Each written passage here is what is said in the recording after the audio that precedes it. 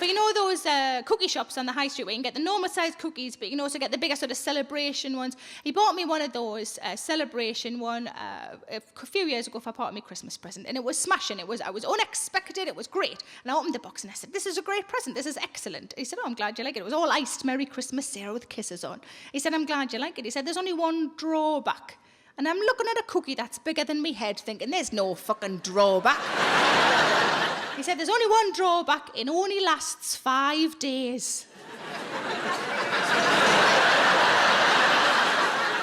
I said, it's like you don't know me at all. He said, you didn't let me finish, it only lasts 5 days, and I bought it 4 days ago. He said, stop your fucking chatting and get the kettle on then.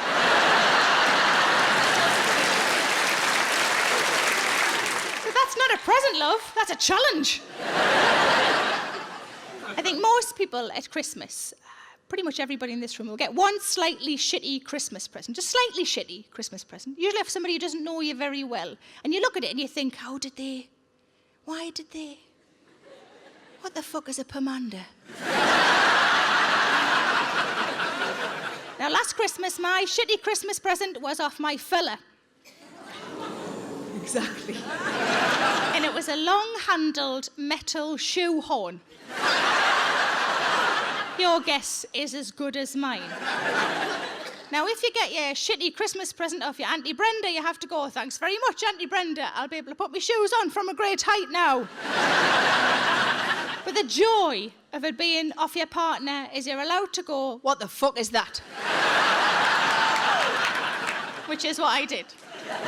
And he said, you asked for it. I said, no, I bloody didn't. And this is where I found out something quite adorable about my fella. All year round, whenever I mention something like, fancy that DVD, I might get myself that book, he makes a note of it in his phone.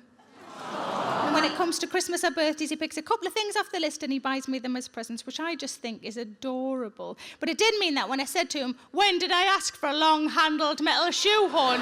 He said, August the 8th.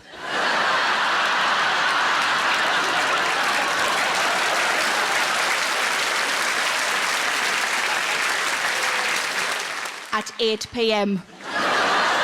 The only possible scenario I can think of where this might have happened is maybe I was trying a dress on that was a little bit too tight, and to try and make myself feel better and laugh it off, I said something like, oh, could do with a shoehorn to get into this. And instead of giving me the cuddle that I clearly fucking needed, he made a note of it in his phone.